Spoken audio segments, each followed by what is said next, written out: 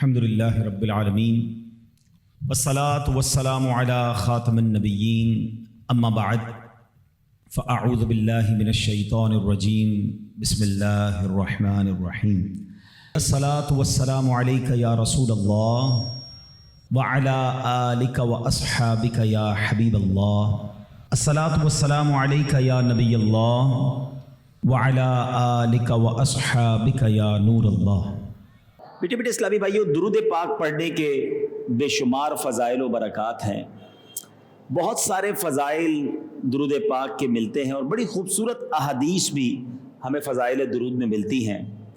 سرور کائنات، مدینے کے تاجدار، بے کسوں کے مددگار صلی اللہ تعالیٰ علیہ وسلم کا فرمان عالی شان ہے، اول الناس بی یوم القیامت اکثرہم علی صلاۃ، یعنی قیامت کے دن لوگوں میں سب سے زیادہ میرے قریب وہ شخص ہوگا جو سب سے زیادہ مجھ پر درود شریف پڑھتا ہوگا۔ قیامت کے دن نبی پاک علیہ الصلوۃ والسلام کے قریب ہونے کا نسخہ، قریب ہونے کا فارمولہ یہ ہے کہ دنیا میں کثرت سے درود پاک پڑھیں تو قیامت کے دن نبی پاک علیہ الصلوۃ والسلام کا ساتھ نصیب ہو جائے گا۔ مشہور مفسر قرآن مفتی احمد یار خان نعیمی رحمۃ اللہ تعالی علیہ اس حدیث کے تحت ارشاد فرماتے ہیں، قیامت میں سب سے آرام میں وہ ہوگا جو نبی پاک علیہ الصلوۃ والسلام کے ساتھ رہے، اور جو پیارے آقا کی جسے ہمراہی نصیب ہو جائے اس کا طریقہ کیا ہے؟ اس کا ذریعہ درود شریف کی کثرت ہے۔ قیامت کا دن آرام کا دن نہیں ہے، قیامت کا دن مشکل کا دن ہے، قیامت کا دن پریشانیوں کا دن ہے، موسٹ ڈیفیکلٹ ڈے، حساب کا دن ہے، یوم الدین کہا گیا۔ اس دن فیصلہ ہو جائے گا کہ کس نے جنت میں جانا ہے، کس نے دوزخ میں جانا ہے۔ اس دن زمین تانبے کی ہوگی، گرمی سے لوگوں کا برا حال ہوگا، اس دن حساب کتاب بھی ہوگا، پیاس بھی لگی ہوئی ہوگی۔ اتنے مشکل دن بھی کون آرام سے ہوگا؟ کہ جو نبی پاک کے ساتھ ہوگا، جس پر آقا مہربان ہوں گے، جس پر نبی پاک صاحب لولاک صلی اللہ تعالیٰ علیہ وسلم جس کی شفاعت کریں گے، تو کون ہوگا وہ خوش نصیب؟ یہ آقا خود فرما رہے ہیں کہ جس نے دنیا میں مجھ پر زیادہ درود پڑے ہوں گے وہ قیامت کے دن میرے ساتھ ہوگا۔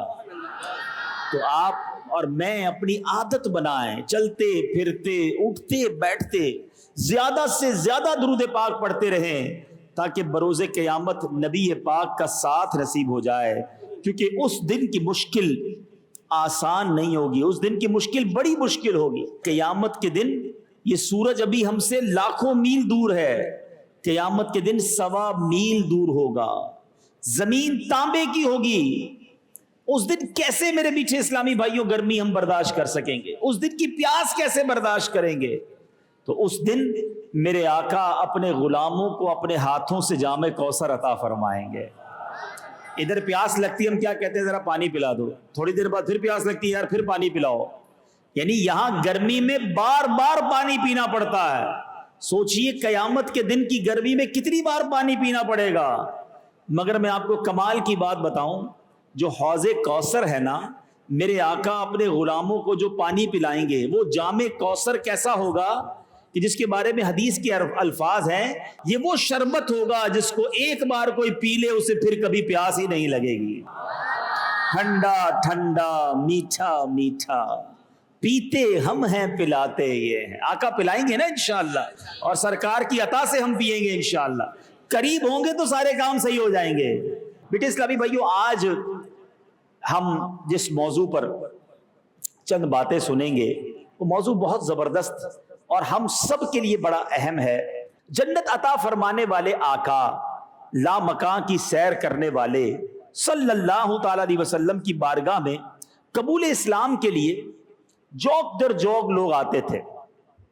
ایک دن یمنی بادشاہ کی اولاد میں سے حضرت سیدنا وائل بن حجر رضی اللہ تعالیٰ عنہ وفد کی صورت میں آئے پیارے آقا کے پاس گویا ایمان قبول کرنے کے لیے، اور پیارے آقا علیہ الصلوۃ والسلام نے جب ملاقات نہیں ہوئی تو صحابہ کرام نے انہیں پہلے ہی بتا دیا کہ تمہارے آنے کی بشارت نبی پاک 3 دن پہلے ہی ہمیں بتا چکے ہیں کہ وائل بن حجر نے آنا ہے. پہلے ہی 3 دن پہلے ہمیں غیب بتانے والے آقا نے تمہارے بارے میں بتا دیا تھا کہ تم آنے والے ہو. اچھا، پیارے آقا علیہ الصلوۃ والسلام نے ان پر بڑی شفقت فرمائی، بڑی مہربانی فرمائی، ان کے لیے اپنی چادر مبارک بچھا دی، کیونکہ وہ یمنی بادشاہ کی اولاد میں سے تھے. اپنے قریب بچھایا، منبر اقدس پر تعریفی کلمات ارشاد فرمائے، برکت کی دعا کی. ان کے قیام کے لیے جس مکان میں ٹھہرنا تھا اس مکان کی نشاندہی کے لیے سیدنا امیر معاویہ رضی اللہ عنہ کو مقرر فرمایا. اچھا، حضرت امیر معاویہ خود بھی نوجوان بھی تھے اس زمانے میں، اور ایک مکے کے سردار کے صاحبزادے بھی تھے، خود بھی ایک سردار کے بیٹے تھے. لیکن سردار کے بیٹے ضرور تھے، مزاج میں سرداری نہیں تھی. آقا کی صحبت تھی نا، انکساری تھی، عاجزی تھی، نرمی تھی، بچھ جاتے تھے. اب کیا ہوا؟ پیارے آقا علیہ الصلوۃ والسلام کا حکم ملا کہ امیر معاویہ کو کہ آپ جائیں اور وائل بن حجر جو یمنی بادشاہ کے بیٹے ہیں ان کو جا کر ان کا گھر دکھائیں، کہاں ٹھہرنا ہے. تو حضرت امیر معاویہ چل پڑے صاحب. تو اب وہ وائل بن حجر جو ہے وہ تو اونٹنی پر سوار ہو گئے، حضرت امیر معاویہ ساتھ ساتھ پیدل چلنے لگے، حالانکہ خود بھی سردار کے بیٹے تھے.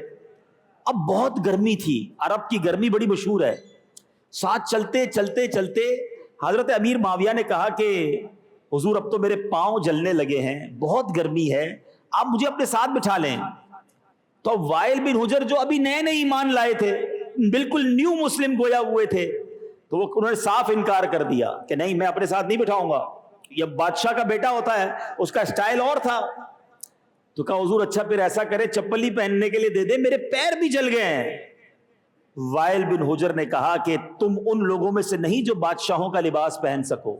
تمہیں پتہ نہیں ہم بادشاہ کے بیٹے ہیں؟ تمہارا یہ مقام نہیں ہے جو تم بادشاہوں کا لباس پہن سکو. تمہارے لیے اتنا ہی کافی ہے کہ میری اونٹنی کے سائے میں چلتے رہو. حضرت امیر معاویہ سردار کے بیٹے ہیں، لیکن نبی پاک کی چونکہ غلامی میں رہے ہیں، ننگے پیر گرمی میں آنے والے مہمان کے اکرام کے لیے چلتے چلے جا رہے ہیں. حضرت امیر معاویہ جب چلتے ہوئے کوئی جوابی کارروائی نہ کی. اب وہ واقعہ تو پورا ہو گیا، اب حالات نے پلٹا کھایا. اب کچھ عرصے بعد ایک وقت ایسا آیا کہ حضرت امیر معاویہ رضی اللہ عنہ پورے ملک شام کے گورنر بن گئے. اب وائل بن حجر جو ہے اس زمانے میں حضرت امیر معاویہ کے پاس گئے، اب پورے شہر کا گورنر، اور اب یہ ملاقات کرنے گئے. تو حضرت امیر معاویہ نے بڑی محبت کے ساتھ ان کے ساتھ پیش آئے، وہاں بھی بڑی عزت دی. ماضی کا بدلہ لینے کے بجائے حضرت وائل بن حجر سے کہا کہ میرا یہ تخت بہتر ہے یا آپ کی اونٹنی کی کوہان بہتر ہے. تو حضرت سیدنا وائل بن حجر نے کہا کہ اے امیر المومنین، اس وقت میں نیا مسلمان تھا، آپ اور جاہلیت کا رواج بھی وہی تھا جو میں نے کیا. اب اللہ نے ہمیں اسلام سے سرفراز فرما دیا ہے، آپ نے جو کچھ کیا وہی اسلام کا طریقہ تھا. اے میرے بیٹے اسلامی بھائیوں، اس واقعے سے ہمیں سیکھنے کو کیا ملا؟ حضرت وائل بن حجر پتہ ہے پھر کیا کہتے ہیں؟ کہتے کاش میں نے اپنے آگے آپ کو سوار کیا ہوتا، اپنے ساتھ بٹھایا ہوتا. اس وقت مجھے یہ پتہ نہیں تھا کہ اسلام کی خوبصورتی کیا ہے.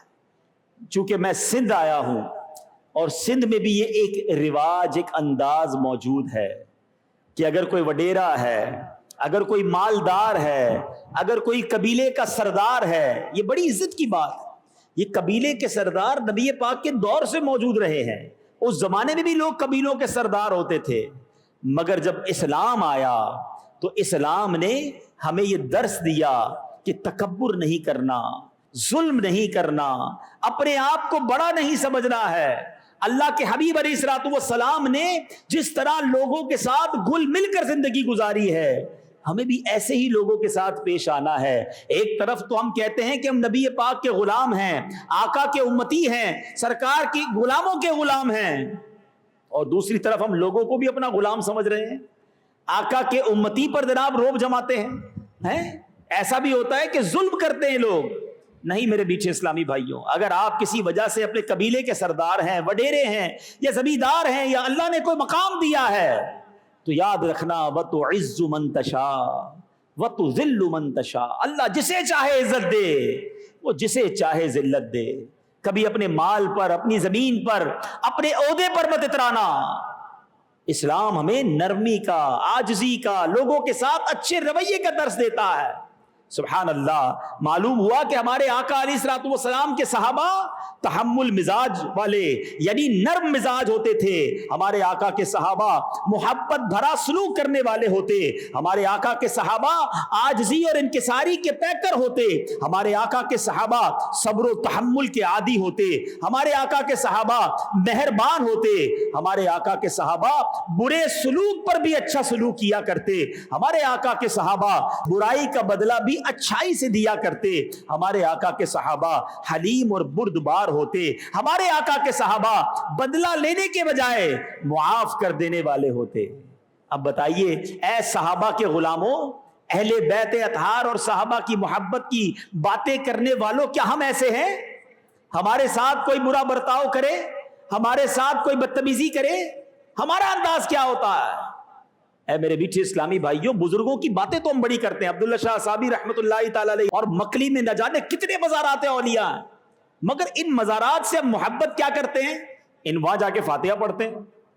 ان کا عرس آتا ہے تو بڑی محبت سے جاتے ہیں، چادر چڑھاتے ہیں، لنگر کھاتے ہیں، نعرے لگاتے ہیں.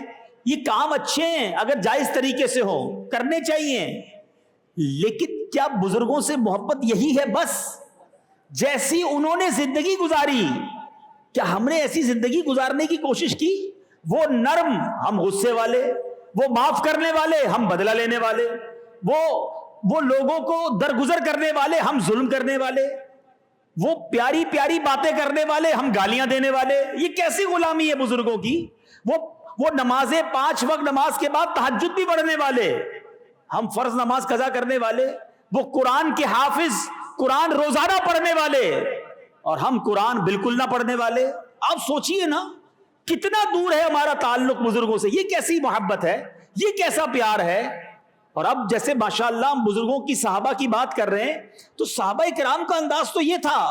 سبحان اللہ. شاعر صحابہ کرام کے بارے میں کیا کہتا ہے؟ رسالت کی منزل میں ہر قدم پر نبی کو رہا انتظار صحابہ.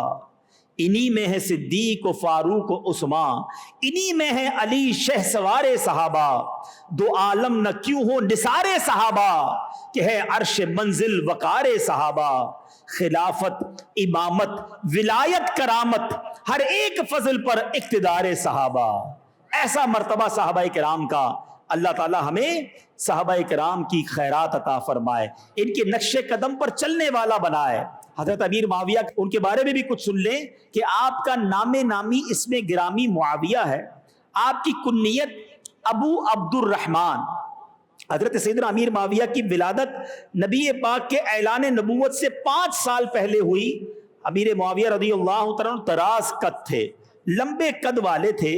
آپ کا رنگ سفید، خوبصورت، شخصیت روبدار تھی. سیدنا امیر معاویہ سر اور داڑھی میں مہندی لگایا کرتے. خاص صلح حدیبیہ کے دن سن 7 ہجری میں آپ نے اسلام قبول کیا. پھر فتح مکہ کے دن آپ نے اس کا اعلان فرمایا. اور میرے میٹھے اسلامی بھائیوں، ایک شخص نے آپ کے ساتھ سخت کلامی کی. ذرا سوچئے، آج ہمارے ساتھ کوئی اونچی آواز میں بات کرے، گالی دے دے، بدتمیزی کرے، ہم کیا کرتے ہیں؟ حضرت امیر معاویہ سے کسی نے سخت کلامی کی تو آپ نے کہا، کسی نے کہا کہ آپ چاہیں تو اسے سزا دیجئے نا، آپ کے ساتھ بدتمیزی کی ہے. حضرت امیر معاویہ کہتے ہیں مجھے اس بات سے حیا آتی ہے کہ میری رعایا کی کسی غلطی کی وجہ سے میرا حلم اور بردباری کم ہو جائے. یعنی میرے اندر جو نرمی ہے وہ کیوں کم ہو جائے کسی کی بدتمیزی کی وجہ سے. تو یہ بزرگوں کا طریقہ ہوا کرتا. اگر آج ہم ایک اور چیز بھی دیکھتے ہیں کہ بعض اوقات ایک بندہ بڑا محبت سے ملنے والا ہوتا ہے، اس کی دکان پہ جائیں تو مسکرا کر گاہکوں سے ملتا ہے، چائے پلاتا ہے، بڑی محبت سے پیش آتا ہے. ہم کہتے ہیں یار بڑا نرم آدمی ہے، بڑا شفیق ہے، کیسی پیاری ملاقات کرتا ہے. ہمارے اسلامی بھائی بھی بیٹھے ہیں، میں آپ سے بھی بات کر رہا ہوں کہ ہمارے کئی اسلامی بھائی بڑی اچھی ملاقات کرتے ہیں مسکرا کر. بہت اچھی بات ہے. مگر میں ایک بات آپ کو بتاؤں، یہ جو اخلاق ہے نا، نرمی جو ہے، اس کا امتحان کب شروع ہوتا ہے؟ مجھے کوئی عطر لگائے، میں مسکراؤں، میں بھی اسے عطر لگا دوں، تو یہ تو کوئی کمال نہیں ہوا. مجھے کوئی پھول پیش کرے، میں بھی اس کو پھول پیش کر دوں، اس پہ کیا کمال ہے؟ اخلاق کا، آپ کی نرمی کا، آپ کے مزاج کا امتحان ہی جب شروع ہوگا جب آپ کے مزاج کے خلاف کوئی بات ہوگی. آپ سے کوئی بدتمیزی کرتا ہے، آپ کے مزاج کے خلاف کوئی بات کرتا ہے، اب آپ کا ری ایکشن کیا ہے؟ اگر اب بھی آپ نرم ہیں، اب بھی آپ صبر کر رہے ہیں، تو اب آپ کے اندر تحمل مزاجی ہے، اب آپ کا اخلاق صحیح ہے. ورنہ ہوتا کیا ہے، اچھے خاصے داڑھی والے، اچھے خاصے نیک نمازی، ماشاء اللہ سبحان اللہ انشاءاللہ کہنے والے، جب ان کا کسی سے جھگڑا ہو جائے یا انہیں کوئی گالی دے دے یا انہیں کوئی برا بھلا کہہ دے، اب جو وہ رپلائی دیتے ہیں نا، تو بندہ حیران ہو جاتا ہے کہ یہ اس کو کیا ہو گیا، آستینیں چڑھائیں، امامہ تھا تو امامہ اتار دیا، اب میں بتاتا ہوں تمہیں کون ہوں. تو واقعی وہ بتاتا ہے وہ کون ہے، اصل وہ اندر سے سامنے آ جاتا ہے کہ وہ کون ہے. بندہ حیران ہو جاتا ہے کہ یار یہ مسکرانے والا، یہ اتنی میٹھی میٹھی باتیں کرنے والا، اس کے منہ سے گالیاں نکل رہی ہیں، اس کے منہ سے اتنے آل فال بکا جا رہا ہے. نہیں میرے میٹھے اسلامی بھائیوں، یاد رکھیے انسان کے جو اندر ہوتا ہے نا، وہ باہر کب آتا ہے؟ جب اسے کوئی دھکا لگتا ہے. آپ کے ہاتھ میں برتن ہے، مثال ایگزامپل، اس میں دودھ ہے، کسی نے دھکا دیا تو کیا گرے گا پیالے سے؟ بتاؤ نا، دودھ ہی گرے گا نا، پانی تو نہیں گرے گا، ہے ہی پیالے میں دودھ. اور آپ اپنے کسی پیالے میں کچرا، بڑی مشکل سے برتن پورے گھر کا کچرا جمع کر کے بالٹی میں جا رہے ہیں، کسی نے دھکا دیا تو کیا گرے گا؟ کچرا ہی گرے گا، بالٹی میں کچرا ہی تھا نا. تو جب دھکا لگے گا نا، مزاج کے خلاف بات ہوگی تو اندر جو بھرا ہوا وہ پھر نکلے گا. اس کو ایک مثال کے ذریعے سمجھاتا ہوں. ایک بار ایک شخص ایک بادشاہ کے پاس آیا اور لوگوں نے کہا کہ یہ اتنا ماہر ہے مختلف زبانوں میں، اس کو ہر قسم کی زبان آتی ہے اور یہ پہچاننا مشکل ہے کہ اس کی اپنی زبان کون سی ہے. کہا اچھا. بادشاہ نے کہا مقابلہ کرتے ہیں. بادشاہ نے بڑے بڑے لوگ بلائے. ایک بندے نے کہا میں بات کرتا ہوں اس سے، عربی میں بات کی. اس نے اتنی زبردست عربی میں گفتگو کی تو لگا یار یہ تو بندہ عربی ہے. دوسرا آیا، اس نے فارسی میں بات کی، اس نے فارسی میں فارسی بولنا شروع کر دی. تیسرا آیا، اس نے انگریزی میں بات کی، اس نے انگلش زبردست طریقے سے بولنا شروع کی. 8-10 زبانوں کے ماہر آئے، سب سے اس نے ایسے بات کی کہ سب کو ایسا لگا کہ یہ بندہ فلاں ہے. بادشاہ پریشان کہ یہ اصل اس کی زبان کون سی ہے، ایگزیکٹلی اس کی مادری زبان کیا ہے، سندھی ہے، پنجابی ہے، اردو ہے، انگریز ہے، عربی ہے کون؟ ایک بندے نے کہا بادشاہ سلامت مجھے موقع دیجئے، میں بتاتا ہوں اس کی زبان کون سی ہے. کہا کیسے بتاؤ گے؟ کہا مجھے اس کے ساتھ 2 دن رہنا پڑے گا. کہا ٹھیک ہے رہو اس کے ساتھ، چیلنج. وہ ساتھ رہے. صبح ہوئی تو وہ جو اپنے کمرے سے نکلا، سیڑھیاں اتر رہے تھے تو پیچھے سے اس بندے نے اس بندے کو دھکا دے دیا. اب وہ گرا نا کلا بازیاں کھاتا ہوا. جیسے ہی گرا، کھڑے ہو کے اس نے اس کو الٹا سیدھا آل فال گالیاں بکنا شروع کی. وہ جس زبان میں اس نے گالیاں دی یا برا بھلا کہا، بادشاہ سلامت یہ اس کی اصل زبان ہے. جب بندے کو دھکا لگتا ہے نا، اس کا اصل باہر آتا ہے. یہ جس زبان میں مجھے برا بھلا کہہ رہا ہے نا، یہی اس کی اصل زبان ہے. بات آئی سمجھ میں جو میں سمجھانا چاہ رہا ہوں کہ آپ کا اور میرا امتحان شروع ہی جب ہوگا کہ جب ہمارے خلاف آپ کو کوئی چیز پسند نہیں ہے اور بندہ وہی کام کر دے، تو اب آپ صبر کر پاتے ہیں کہ نہیں؟ یا آپ کو غصہ آ جاتا ہے، آپ بدلہ لیتے ہیں، آپ ریونج لیتے ہیں، آپ آل فال بکتے ہیں. یہ میرے میٹھے اسلامی بھائیوں یہ بہت بڑی غلطی ہے. اب اس بات کو آج سمجھنا ہے کہ ہمارے صحابہ کے اندر کیسی تحمل مزاجی تھی. تحمل مزاجی کا معنی کیا ہے، اس کی تعریف بھی سن لیجئے. تحمل مزاجی کی تعریف یہ بیان کی گئی ہے کہ غصے کے وقت پرسکون اور مطمئن رہنا. مشکل کام ہے، آسان نہیں ہے، مگر آج سیکھنا ہے کہ غصے کے وقت پرسکون اور مطمئن رہنا یہ تحمل مزاجی ہے. اب اللہ تعالیٰ قرآن مجید میں کیا ارشاد فرماتا ہے، سنو تحفہ کتنا بڑا ہے. اور غصہ پینے والے اور لوگوں سے درگزر کرنے والے اور نیک لوگ اللہ کے محبوب ہیں. کیا کون ہے؟ اللہ کے محبوب ہیں. کون؟ غصہ پی جائیں، درگزر کرنے والے. ایک اور جگہ اللہ تعالیٰ قرآن میں ارشاد فرماتا ہے، کیا خوبصورت آیت ہے، وَلْيَعْفُوا وَلْيَصْفَحُوا أَلَا تُحِبُّونَ أَن يَغْفِرَ اللَّهُ لَكُمْ وَاللَّهُ غَفُورٌ رَحِيمٌ. اور چاہیے کہ معاف کریں اور درگزریں. کیا تم اسے دوست نہیں رکھتے کہ اللہ تمہاری بخشش کرے اور اللہ بخشنے والا مہربان ہے. معاف کرو گے تو اللہ بخش دے گا. بدلہ لے لو تمہیں کچھ نہیں ملے گا، مگر معاف کرو تو کیا ہوگا؟ اللہ بخش دے گا، اللہ معاف کر دے گا. سچ بتاؤ، غصہ آیا کسی پر، اچھا ہم بھی بڑے عجیب ہیں, ہمیں غصہ آتا بھی اسی پر ہے یا بدلہ لیتے بھی اس سے ہیں جو ہمارے سے کمتر ہوتا ہے. ملازم ہوگا, غریب آدمی ہوگا, ہماری اولاد ہوگی, ہماری بیوی ہوگی, ہمارا ملازم ہوگا, اس پہ جو بولنا ہے بول دیں گے کیونکہ وہ تو کچھ کہہ نہیں سکتا. اپنے سے طاقتور کو بندہ کہتا ہے چھوڑو یار معاف کیا, وہ کیا معاف کیا, تم بگاڑ ہی کچھ نہیں سکتے تھے اس کا. کمال تو یہ ہے کہ آپ بگاڑ سکتے ہیں, آپ بدلہ لے سکتے ہیں, اور اللہ کی رضا کے لیے اس لیے معاف کر دیں کہ یا اللہ میں اسے معاف کرتا ہوں تو مجھے معاف فرما دے. اور یقین کرو وہ قریب معاف کرنے والا. قرآن میں اس نے فرمایا نا کہ اللہ دوست رکھتا ہے ان لوگوں کو جو معاف کرتے ہیں, جو غصے کو پی جاتے ہیں. اے میرے میٹھے اسلامی بھائیوں, پیارے آقا علیہ الصلوۃ والسلام کی 2-3 حدیثیں سناتا ہوں تاکہ اندازہ ہو کہ معاف کرنا اللہ کو کتنا پسند ہے. اللہ کے حبیب فرماتے 3 باتیں جس میں ہوں گی اللہ تعالیٰ قیامت کے دن اس کا حساب بہت آسان طریقے سے لے گا, اس کو اپنی رحمت سے جنت میں داخل فرمائے گا. صحابہ کرام نے عرض کی حضور وہ 3 باتیں کون سی ہیں, کیا فائدہ ملے گا؟ پہلے 3 باتیں بتانے سے پہلے فائدہ بتا رہا ہوں. جنت میں داخلہ بھی ہے, حساب بھی آسانی سے ہو جائے گا, اس سے بڑا انعام ہے کوئی؟ اب وہ 3 باتیں کیا ہیں؟ آج سے نیت کر لو کہ یہ 3 باتوں پر عمل کرنا ہے. نمبر 1, جو تمہیں محروم کرے تم اسے عطا کرو. ہے مشکل بھائی, میں فلاں کو دعوت میں نہیں بلاؤں گا, کیوں؟ اس نے بھی تو نہیں بلایا تھا. میں اس کو تحفہ نہیں دوں گا تو اس نے بھی تو تحفہ نہیں دیا تھا. جو نہ دے تم اسے دو, محروم کرے تم اسے عطا کرو, کیونکہ جنت میں بھی تو جانا ہے نا.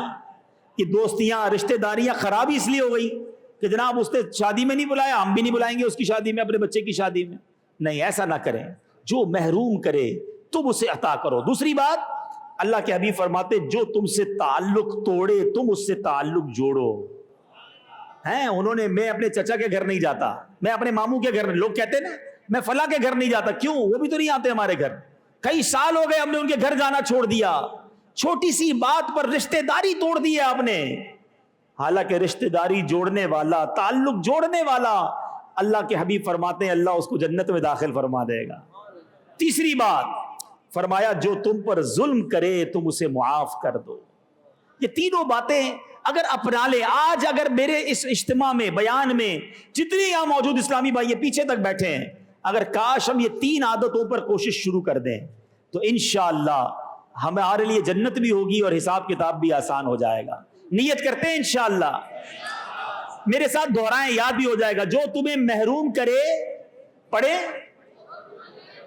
تم اسے عطا کرو. جو تمہیں محروم کرے تم اسے عطا کرو. جو تم سے تعلق توڑے تم اس سے تعلق جوڑو. جو تم پر ظلم کرے تم اسے معاف کرو.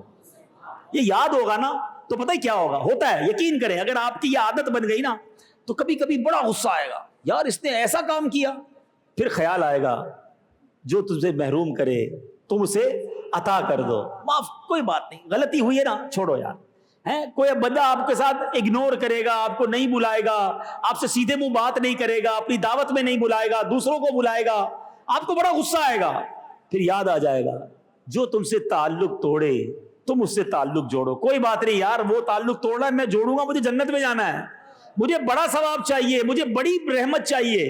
جب یہ ذہن بن جائے گا تو انشاءاللہ آپ کے گھر میں محبتیں آ جائیں گی, آپ کی فیملی میں محبتیں آ جائیں گی. ایک اور حدیث پاک سنو, اللہ کے حبیب فرماتے ہیں کہ 5 کام انبیاء کی سنت ہیں, 5 کام ایسے جو نبیوں کی سنت ہیں. فرمایا اس میں سے ایک تحمل مزاجی بھی ہے. اور آج وہ لوگ, اب جو میں حدیث سنانے جا رہا ہوں, وہ لوگ جو معاف نہیں کرتے نا, لوگ کہتے ہیں میں نہیں چھوڑتا کسی کو. ہاں, مجھ سے کوئی سیدھے منہ بات نہ کرے پھر میں بتاتا ہوں میں کون ہوں. جناب آج کل شرافت کا زمانہ نہیں ہے, جیسے کو تیسا, اینٹ کا جواب پتھر سے دینا چاہیے. جواب نہیں دو گے تو لوگ بزدل سمجھیں گے, لوگ سمجھیں گے ہمارے اندر بہادری نہیں ہے, ہم بدلہ نہیں لیں گے تو لوگ کیا کہیں گے. سنو اب غور سے, اللہ کے حبیب صلی اللہ تعالی علیہ وسلم فرماتے ہیں جو کسی مسلمان کی غلطی کو معاف کرے گا قیامت کے دن اللہ تعالیٰ اس کی غلطی کو معاف کر دے گا. اب صحیح بتاؤ, میں بدلے لیتا رہوں اور اللہ مجھے بھی پکڑ لے کہ تو بندوں سے تو بڑے بدلے لیتا تھا, اب میں تیری غلطیوں کو پکڑتا ہوں, کدھر جائیں گے ہم, کیسے جواب دیں گے؟ غور کیجئے میٹھے اسلامی بھائیوں, آپ کو جب بھی کسی سے بدلہ لینے کا جی چاہے نا، جب بھی کسی کو سزا دینے کا جی چاہے، خیال کر لو کہ میرا رب مجھ پر قدرت رکھتا ہے، قابو رکھتا ہے۔ آج میں ایک غلطی پر سزا دینے جا رہا ہوں، اگر اس نے میری غلطیوں پر قیامت کے دن پکڑنا شروع کیا تو میرا کیا بنے گا؟ ایک واقعہ میں نے پہلے بھی کئی بار بیان کیا ہے کہ ایک شخص بڑا گناہگار تھا، اس کا انتقال ہو گیا۔ مرنے کے بعد کسی نے اسے خواب میں دیکھا اور پوچھا تمہارے ساتھ کیا معاملہ ہوا؟ کہتا ہے مجھے اللہ تعالیٰ نے بخش دیا۔ کہ تو بڑا گناہگار تھا، تیرے تو گناہ بھی بہت سارے تھے۔ کہ واقعی بڑا گناہگار تھا۔ ایک بار میری زوجہ نے کھانا بنایا اور اس کھانے میں نمک بہت زیادہ تھا، مجھے بڑا غصہ آیا کہ بیوی کو جو ہے نا تھپڑ ماروں، یہ پلیٹ بھی اس کے منہ پہ مار دوں۔ ہو سکتا ہے ادھر بھی بہت سارے شیر ببر بیٹھے ہوں گے جو کبھی برتن توڑتے ہوں گے، کبھی تھپڑ مارتے ہوں گے، کبھی گالیاں نکالتے ہوں گے۔ اللہ کے بندو، بیوی سے شادی کی ہے، کمپیوٹر سے نہیں، وہ بھی انسان ہے، اس سے بھی غلطی ہو سکتی ہے، وہ بھی بیمار ہوتی ہے، کبھی اس کا موڈ بھی خراب ہوتا ہے۔ ہمیں لگتا ہے ہم بھی سارا دن کام کرتے ہیں، وہ گھر میں کچھ نہیں کرتی، تو چلو اس رمضان میں ڈیوٹی چینج کر کے دیکھ لینا، افطاری پکانا روزے کے اندر تو پتہ چلے گا چولہے کے پاس، بچے سنبھالنا تو اپنا بھاؤ پتہ چل جائے گا۔ عورتوں کے ساتھ تو اچھا سلوک کرنے کا ہمارا اسلام درس دیتا ہے۔ اللہ کے حبیب کی حدیث سناؤں، اللہ کے حبیب فرماتے ہیں تم میں بہترین وہ ہے جو اپنے گھر والوں کے ساتھ بہترین ہے، اور فرمایا میں سن لو تم سب سے زیادہ اپنے گھر والوں کے ساتھ بہترین ہو۔ میرے آقا سودا سلف لاتے، کھانا پکانے میں اپنی ازواج کا ہاتھ بٹاتے، اور ادھر گالیاں نکالتے، ادھر برا بھلا کہتے ہیں۔ لوگ کہتے ہیں بیوی کو جو بولنا ہے بول دو، کیا وہ دل نہیں رکھتی؟ یاد رکھنا قیامت کے دن اگر بیوی نے رب کی بارگاہ میں فریاد کر دی تو شوہر کو قیامت کے دن جہنم میں جانا نہ پڑ جائے۔ جو بیوی پر ظلم کرتے ہیں، برا بھلا کہتے ہیں، یاد رکھنا اس شخص نے کیا کیا؟ کہتے ہیں میں کھانا کھا رہا تھا، بڑا نمک، بڑا جی چاہا کہ بیوی کو سزا دوں، پھر خیال آیا کہ یار بیوی نے ایک غلطی کی ہے اور مجھے سزا دینے کو جی چاہ رہا ہے، میں تو صبح شام اللہ کی بارگاہ میں کتنی غلطیاں کرتا ہوں، وہ تو سزا نہیں دیتا، وہ تو معاف کیے جا رہا ہے۔ کہتے میں نے کچھ بھی نہیں کہا، یہ بھی نہیں کہا کہ جا تجھے معاف کیا، چپ چاپ کھانا کھایا اور چلا گیا۔ مرنے کے بعد گناہگار شخص، زیادہ نمازیں نہیں تھی، زیادہ روزے نہیں تھے، مرنے کے بعد بتایا گیا کہ اس روز جو تو نے بندہ ہو کر میری بندی کو معاف کیا تھا، میں تو سب سے بڑا معاف کرنے والا ہوں، جا میں نے تیرے سارے گناہوں کو معاف کر دیا۔ یہ ہے اللہ تبارک و تعالیٰ کی شان کریمی۔ شب قدر میں ایک دعا پڑھتے ہو، یاد ہے؟ اللہم انک عفو کریم تحب العفو فاعف عنی۔ اس کا معنی پتہ ہے؟ اے اللہ، اللہم انک عفو، اے اللہ تو معاف کرنے والا ہے، تحب العفو، تو معافی کو پسند کرتا ہے، فاعف عنی، میرے مالک مجھے بھی معاف کر دے۔ جب یہ دعا پڑھتے ہو تو بنو بھی تو صحیح نہ ایسے کہ اللہ معاف کرنے کو پسند کرتا ہے اور تم چاہتے ہو تمہیں بھی معاف کیا جائے، مگر ہم کسی کو معاف کرنے کے لیے تیار نہیں ہیں۔ نہیں جناب، نہیں چھوڑوں گا، سیدھا کر دوں گا، بتاؤں گا میں کون ہوں، اس کو پتا نہیں میں کون سے خاندان سے تعلق رکھتا ہوں، میرا قبیلہ نہیں پتا، اسے پتا نہیں کہ میں کون ہوں۔ ارے تمہیں اتنا غصہ کس چیز کا ہے؟ معاف کرنے والے بنو۔ بخاری کی حدیث ہے، نبی پاک فرماتے ہیں پہلوان وہ نہیں جو کسی کو غصے کے وقت پچھاڑ دے، پہلوان وہ ہے جو غصے کے وقت اپنے آپ کو قابو میں رکھے۔ یہ کام زیادہ مشکل ہے، پچھاڑنا مشکل نہیں ہے۔ آپ کو کسی نے پتھر مارا، آپ نے بھی اٹھا کے پتھر مار دیا، کیا کمال کیا؟ کمال یہ ہے کہ اس نے پتھر مارا اور آپ نے اسے معاف کر دیا۔ بھول گئے نبی پاک کے ایٹیٹیوڈ کو، بھول گئے نبی پاک کے طریقے کو، تو نعتیں تو بڑی پڑھتے ہیں۔ سلام اس پر کہ جس نے خون کے پیاسوں کو قبائیں دی، سلام اس پر کہ جس نے خون کے پیاسوں کو، جو آقا کے جانی دشمن تھے، نبی پاک نے تو ان کو بھی معاف کر دیا۔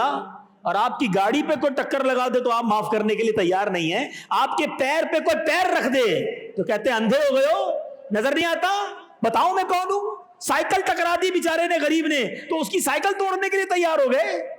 سوچئے، چھوٹی چھوٹی غلطی پہ سزا دینے والوں، گالیاں دینے والوں، ظلم کرنے والوں، کیسے اللہ کو جواب دو گے؟ ایک بار نبی پاک صلی اللہ تعالی علیہ وسلم آرام کر رہے تھے اکیلے، کوئی صحابی ساتھ نہیں تھا۔ ایک ظالم آیا، ایک شخص آیا، ارادہ تھا نبی پاک کو معاذ اللہ قتل کرنا ہے، قاتلانہ حملہ، ہاتھ میں تلوار. نام تھا اس بندے کا غورس. ہاتھ میں تلوار لے کر آیا. اب جب نبی پاک کے قریب پہنچا نا، کہا دیکھا اکیلے ہیں، کوئی نہیں ہے، آج موقع اچھا ہے. جیسے ہی نبی پاک کے قریب پہنچا، پیارے آقا نے اپنی آنکھیں کھولی، غورس کو دیکھا. غورس کہتا ہے اے محمد صلی اللہ تعالی علیہ وسلم، آج تمہیں مجھ سے کون بچائے گا؟ ننگی تلوار ہاتھ میں، نو بڈی اوور دیئر ٹو سیکیور، کوئی پہرا دینے والا نہیں. اے نبی، اے محمد، آج تمہیں کون بچائے گا مجھ سے؟ اللہ اکبر. میرے آقا نے ایک ہی لفظ کہا، اور زبان کیسی تھی، کس کی زبان سے ادا ہوا تھا؟ نبی پاک نے صرف کیا کہا؟ اللہ. بس ایک لفظ. کیا کہا؟ اللہ. ذرا مل کر کہو نا، اللہ. یہ لفظ اللہ کی چاشنی دل میں محسوس کیا کر. دوبارہ کہو ذرا، اللہ. کیا بات ہے، دوبارہ کہو، اللہ اللہ اللہ. میں اور آپ کہتے ہیں اتنا لطف آتا ہے، جب نبی پاک نے کہا ہوگا تو کیا بات ہوگی. ہیں اللہ. اب جب اللہ کہا نا تو غورس تھر تھر کانپنے لگا. ہاتھ میں تلوار اس کے کانپنے وہی لگ گیا. جلال نبوت. ہاتھ سے تلوار گر گئی. پیارے آقا نے تلوار اٹھا لی. کہ غورس بتا تجھے کون بچائے گا؟ اب وہ خالی ہو گیا، پیارے آقا کے ہاتھ میں تلوار آ گئی.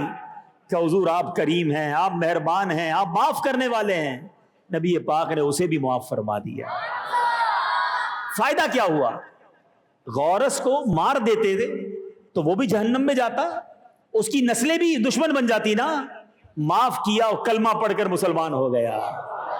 آپ کی دشمنیاں ختم ہو جائیں گی. میں جانتا ہوں سندھ میں بھی ایسے قبیلے ہیں جو برسوں سے دشمنیاں چلا رہے ہیں. اس قبیلے میں مت جانا، ادھر مارنا ہے لوگوں کو، بچوں کو تیار کرتے بدلہ لینے کے لیے. ارے کن چکروں میں پڑ گئے؟ یہ تو نبی پاک کی آمد سے پہلے جاہلوں کا طریقہ تھا.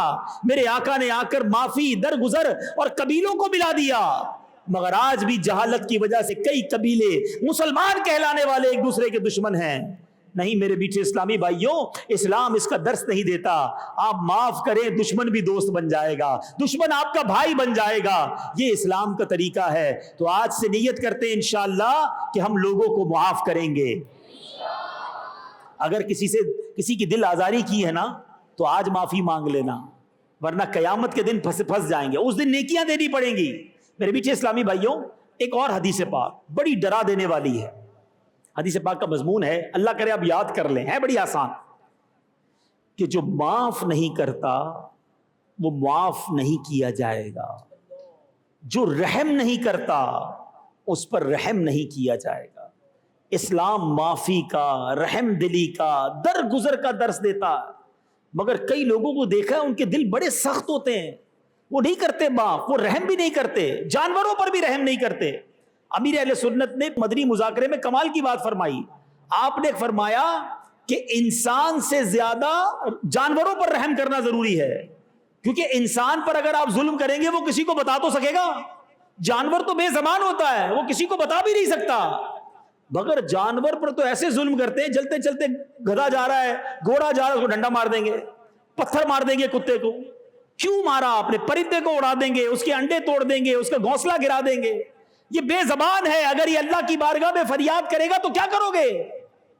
نبی پاک تو وہ ہیں کہ ایک بار میرے آقا وضو فرما رہے تھے، ایک برتن سے، پانی کے برتن سے وضو فرما رہے ہیں. ایک پیاسی بلی آ گئی، نبی پاک نے اپنا برتن اس کے آگے کر دیا، بلی نے پانی پیا، میرے آقا نے اس کے بعد وضو فرمایا. اس نبی کی امتی ہیں جو جانور پر رحم فرمائیں. ہم انسان سے سیدھے منہ بات کرنے کے لیے تیار نہیں ہیں. آج غریب ملازم ہوتا ہے، کیسے بات کرتے ہیں؟ برتن ٹوٹ جائے، ملازم تھوڑا لیٹ ہو جائے، ملازم کے ساتھ اس سے کوئی غلطی ہو جائے، اتنی گالیاں، اتنا برا بھلا کہتے ہیں. کیوں؟ کہ اب غریب آدمی بگاڑ کیا دے گا؟ نوکری کرنی ہے تو سنے گا میری. ٹھیک ہے، آج آپ کا کوئی بگاڑ نہیں سکتا، یاد رکھنا. مگر ایک دن ہوگا جب مظلوم کا ہاتھ ہوگا اور ظالم کا گریبان ہوگا. اس دن سیٹھ نوکر نہیں ہوگا، اس دن سب اللہ کی بارگاہ میں پیش ہوں گے، اور وہی نوکر، وہی آپ کا ہاری، وہی آپ کا کسان، وہی آپ کا غریب بھائی اللہ سے فریاد کرے گا، مولا اس نے مجھے گالی دی تھی، تھپڑ مارا تھا، سب کے سامنے ذلیل کیا تھا، اس دن نمازیں دینی پڑیں گی، روزے دینے پڑیں گے، حج دینے پڑیں گے، کہیں کنگال نہ ہو جاؤ۔ تو خدا را اس دن کی تیاری کرو، آج معافی مانگ لو، آج درگزر کر لو، ورنہ قیامت کے دن کہیں شرمندہ نہ ہونا پڑے۔ میرے بیچے اسلامی بھائیوں، ایک اور واقعہ سنیے۔ ایک بندے نے حضرت قتادہ کے بیٹے کو تھپڑ مارا، آپ نے بلال بن ابی بردہ سے اس کے خلاف مدد چاہی۔ حضرت بلال ابی بردہ نے اسے بلایا اور بصرہ کے سرداروں کو بھی بلایا اور آپ سے اس کی سفارش کرنے لگے، لیکن آپ نے سفارش قبول نہ کی اور بیٹے سے فرمایا کہ تم بھی اسی طرح تھپڑ مارو جس طرح اس نے تمہیں مارا ہے۔ فرمایا بیٹا آستین اوپر کر لو اور ہاتھ بلند کر کے زوردار تھپڑ مارو۔ بیٹا خوش ہو گیا کہ ابا نے اجازت دے دی ہے بدلہ لینے کی، آستین اوپر کی، ہاتھ اٹھایا تھپڑ مارنے کے لیے۔ اللہ اکبر! تو اب والد نے ہاتھ پکڑ لیا، کہا بیٹا اللہ کی رضا کے لیے اس کو معاف کر دو، کیونکہ کہا جاتا ہے کہ جب قدرت رکھتا ہو بندہ بدلہ لینے کی پھر معاف کرے تو یہی معاف کرنا ہوتا ہے۔ یعنی بالکل تیاری تھی بدلہ لینے کی، آپ نے کہا اب رک جاؤ اور اللہ کے لیے اسے معاف کر دو۔ اے میرے میٹھے اسلامی بھائیوں، قدرت رکھنے کے باوجود معاف کرنا یہ بڑی زبردست یوں سمجھیے کہ بات ہے۔ اللہ کرے کہ ہم ایسے کرنے والے بن جائیں۔ ابھی قرآن پاک کی ہم نے ایک آیت سنی، ٹھیک ہے نا؟ اب اس آیت کا خوبصورت مظاہرہ کب اور کیسے ہوا؟ امام جعفر صادق کے بارے میں آتا ہے کہ ایک غلام کے ہاتھ سے آپ کے کپڑوں پر پانی گر گیا۔ ہمارا بھی ملازم آئے اور چائے گرا دے ہمارے کپڑوں پر، اب اس کا کیا حال ہوتا ہے؟ ذرا سوچئے گا، تصور کریں کہ آپ مہمانوں کے ساتھ بیٹھے ہیں، بڑے اچھے آپ نے کپڑے پہنے ہیں، گھر کا کوئی بچہ یا آپ کا ملازم آئے اور اس کے ہاتھ سے پانی، چائے یا شربت آپ کے کپڑوں پر گر جائے، اب آپ کیا کریں گے؟ حضرت امام جعفر صادق کے کپڑوں پر پانی گر گیا، آپ نے بڑی تیز نظروں سے اپنے غلام کو دیکھا، غلام نے کہا میرے آقا والکاظمین الغیظ، قرآن پاک کی آیت کا یہ حصہ پڑھا، اور غصہ پینے والے، آپ نے فرمایا میں نے غصہ پی لیا۔ غلام نے پھر کہا والعافین عن الناس، یعنی لوگوں سے درگزر کرنے والے، آپ نے کہا جا میں نے تجھے معاف کیا۔ غلام نے کہا واللہ یحب المحسنین، اور نیک لوگ اللہ کے محبوب ہیں، آپ نے فرمایا جا تو اللہ کی رضا کے لیے آزاد ہے، میرے مال سے 1000 دینار بھی تیرے لیے ہیں، معاف بھی کیا، آزاد بھی کر دیا، انعام بھی دے دیا۔ یہ تھے اللہ والے، اور آج ہم بدلہ لیتے ہیں۔ اللہ کرے کہ میرے اندر بھی آپ کے اندر بھی، باتیں تو ہم بڑی بڑی کرتے ہیں، ہمیں معاف کرنے کی عادت مل جائے، ہمیں درگزر کرنے کا انداز مل جائے، بزرگوں کا یہ صدقہ مل جائے۔ اب بیان اختتام کرنے سے پہلے بات چلی ہے امام جعفر صادق کی، تو سیدنا امام جعفر صادق کے بارے میں بھی سن لیجئے۔ آپ کی ولادت ہوئی 17 ربیع النور کو، پیر شریف کے دن۔ کہاں ہوئی؟ مدینہ منورہ میں۔ امام جعفر صادق کی کنیت ابو عبداللہ اور ابو اسماعیل ہے، آپ کا لقب صادق، فاضل اور طاہر ہے۔ آپ حضرت امام محمد باقر رحمۃ اللہ تعالی علیہ کے بڑے بیٹے ہیں۔ حضرت امام جعفر صادق ظاہری اور باطنی علوم کے جامع تھے، ریاضت، عبادت، مجاہدے میں بڑے مشہور تھے، مالکیوں کے عظیم پیشوا۔ حضرت سیدنا امام مالک فرماتے ہیں ایک زمانے تک امام جعفر صادق کی خدمت بابرکت میں ہاتا رہا، میں نے ہمیشہ ان کو 3 عبادتوں میں سے کسی ایک میں مصروف پایا، یا تو آپ نماز پڑھ رہے ہوتے تھے، یا تلاوت قرآن میں مشغول ہوتے تھے، یا پھر روزہ دار ہوتے تھے۔ آپ ذرا سوچئے، یہ کمال کے لوگ تھے، اہل بیت اطہار میں سے ہیں اور نبی پاک کے رشتہ داروں میں سے ہیں، اتنی عبادت، ان کے گناہ نہیں ہوتے تھے پھر بھی اتنی عبادت۔ ہمارے گناہوں کا انبار ہے مگر پھر بھی نمازیں قضا ہو رہی ہیں، پھر بھی رمضان کے روزے نہیں رکھتے، پھر بھی جناب عبادتوں سے دور ہیں، قرآن کی تلاوت سے دور ہیں۔ آج انٹرنیٹ کا دور ہے، کسی سے پوچھو بھائی آپ نے فیس بک کب آن کیا تھا، تو بندہ کہتا ہے بس اجتماع سے پہلے فیس بک پہ ہی تھا میں۔ اچھا واٹس ایپ کب آن کیا تھا؟ آدھا گھنٹہ پہلے واٹس ایپ بھی آن لائن تھا۔ اچھا بھائی انسٹاگرام فلاں سافٹ ویئر، تو آپ کے سافٹ ویئر سارے آج آن لائن روزانہ ہوتے ہیں۔ اب اگر کوئی پوچھے کہ قرآن کب آن لائن ہوا تھا، تو آپ کہیں گے پچھلے رمضان میں کھولا تھا، اب اگلے رمضان میں موقع ملے گا تو کھول لیں گے۔ بتاؤ، سارے سافٹ ویئر روز آن لائن ہوتے ہیں، قرآن تمہارا سال میں ایک بار، وہ بھی بڑی مشکل سے۔ اور یاد رکھیے گا جب قبر میں جائیں گے نا تو یہ سارے سافٹ ویئر آف لائن ہو جائیں گے، قرآن قبر میں بھی آن لائن ہو جائے گا۔ جس نے قرآن کو تھاما ہوگا، جس نے قرآن پڑھا ہوگا، جس نے قرآن سیکھا ہوگا، انشاءاللہ وہ قرآن قبر میں نور کا کام کرے گا. مگر آج کون قرآن پڑھتا ہے؟ کتنے ہیں جن کو قرآن صحیح پڑھنے آتا ہے؟ معذرت کے ساتھ ہاتھ جوڑتا ہوں آپ کے آگے، سفید داڑھیوں والے بزرگ بیٹھے ہیں، اتنی عمر ہماری گزر گئی ہے، ہر بندہ سوچے کہ مجھے کتنا کچھ آ گیا. پہلے انٹرنیٹ، موبائل اور یہ چیزیں نہیں تھی، یہ آئی تو یہ بھی سیکھ لیا آپ نے، لیکن قرآن پھر بھی نہیں سیکھا. اے اولیاء کرام کو چاہنے والوں، آپ کے تو آس پاس اولیاء کرام کے کتنے مزارات ہیں، یہ سارے قرآن کا علم رکھنے والے تھے، اور ہم میں سے بہت بڑی تعداد وہ ہے جو قرآن صحیح پڑھنا بھی نہیں جانتی ہے. ذرا سوچئے. اللہ تعالی ہم سب کو عمل کرنے کی توفیق عطا فرمائے.